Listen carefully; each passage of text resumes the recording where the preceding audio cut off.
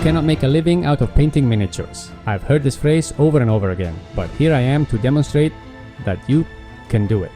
Want to know how I evolved from 260 euros a month to turn over 350,000 euros a year? Stay here because I'll give you the advices that changed my life. Before jumping on strategy, there are some basic points you must have water clear. You must love this profession. If you don't enjoy painting miniatures, it'll be difficult to keep your motivation. You must see it as a business. If you want to make a living from it, this is not just your hobby. And trust me, both are compatible. If you have both concepts clear, you're much ahead. Not at all. You mustn't be the best one. What matters is finding your target market. Here, I mainly divide this job in 3 levels. The wargame painting level is one of the most popular options worldwide. Here, clients want quantity over quality. What does this mean for you? You must accurately evaluate price per hour. Finding the perfect balance between velocity and price is key here. Clients will ask for a lot of miniatures at an affordable price, so you must be efficient. Fast and efficient techniques. Airbrush, inks and dry brush will be your best ally. Here it's not about perfection, but functional and eye-catching results. Working perspective for this level. Working for a painting studio.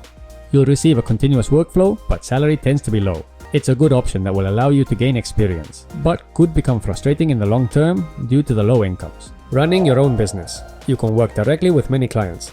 You'll have more control of your tariff, but more responsibility as well. Challenges: this job could be exhausting.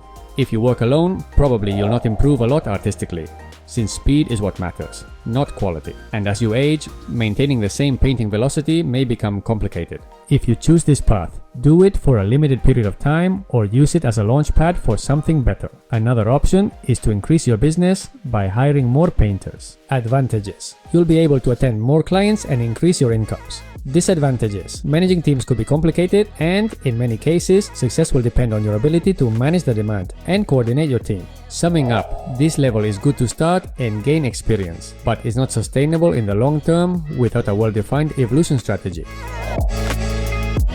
If you're looking for a balance between quality and a stable job, the medium-high level is a good choice. This is the path I took, and today I want to tell you my experience and give you some advice to help you evolve in this direction. What is this level? At this level, you'll paint miniatures at medium to high level, cooperating with well-known industry companies. This level requires solid technical abilities and perseverance, but not being a brush master. There are 2 options at this level. Work as a wage earner painter. This will provide a regular working flow, which allows you to learn a lot of the process. Disadvantages: salary tends to be quite low at the beginning. 2. Work as a freelance painter. You'll offer your services to different companies and create your client portfolio. Advantages: absolute creativity freedom and potentially incomes increase. Disadvantages: at the beginning, it could be difficult to enter in the market and maintain a stable project's workflow. I'm gonna tell you my experience, from wage earner to entrepreneur. I started working as a wage earner painter for Corvus Belli. I started in 2003, and for the first years I did everything, from painting miniatures to mechanical tasks.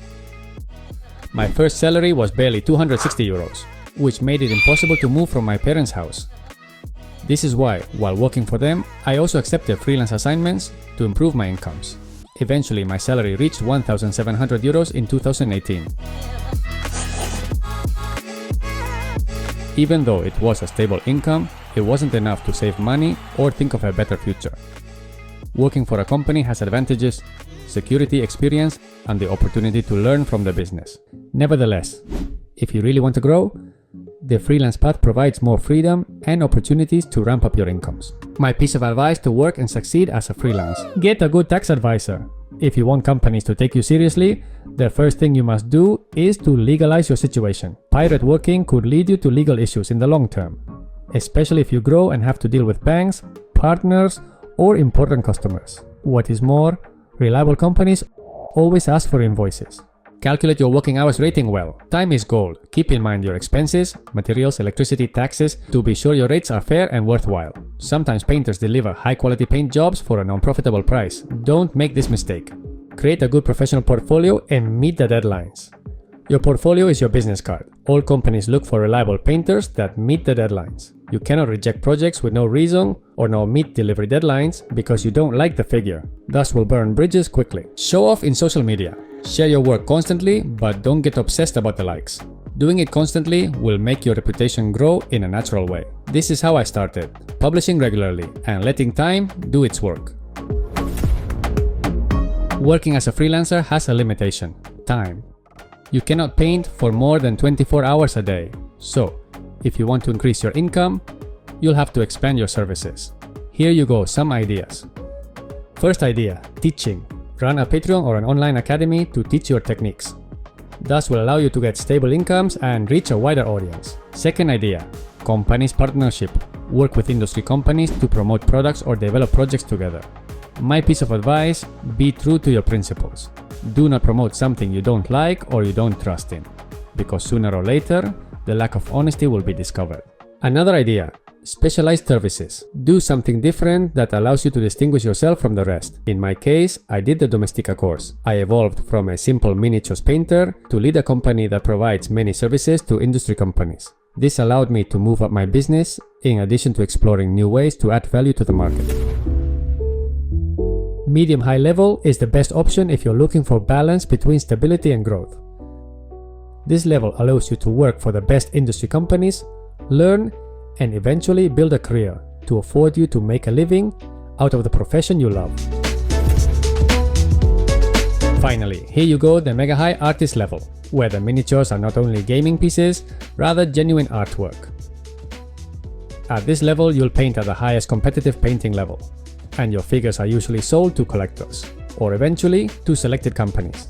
How does this level work? First point, sales and collaborations. Usually incomes do not come directly from selling your miniatures to companies, since not many companies buy miniatures at this level. Normally companies pay for pictures of the miniatures to publicize their products. After that you can sell the piece to a collector. 2. Events performance. In order to affirm your reputation, it is paramount to take part in events and win competitions. This will help you to keep your cash, in addition to granting your work is appreciated. This level has a big disadvantage: time required. Painting at this level demands a lot of time and dedication. Sometimes when you evaluate the ratio price-time, it is not profitable.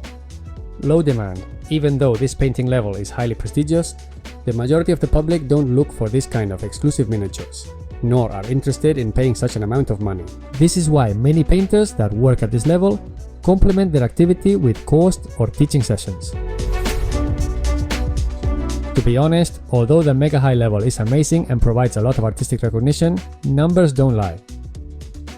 In terms of revenue and sector relevance, mid-level and good level painters overtake mega top painters.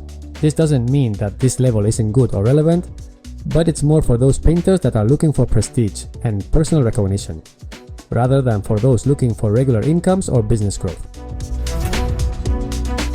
Do you want to know who are the painters that have the best turnover? Let me know in the comments. In the world of painting miniatures, there is room for all painting levels, from the speed painter to the elite artist. You choose your path.